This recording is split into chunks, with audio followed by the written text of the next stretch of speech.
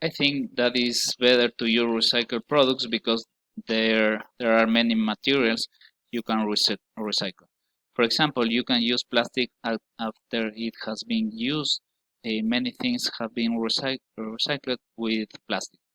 There are some products like furniture that is made of recycled materials. I think that recycled materials can help to save the planet and people also save money. Another material that can be recycled is glass.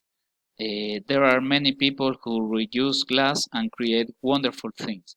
I also think that paper must be recycled. Many trees are cut down to produce paper and people have to recycle it. People in office shouldn't waste a lot of paper because technology can help to reduce the use of paper and it is not necessary to print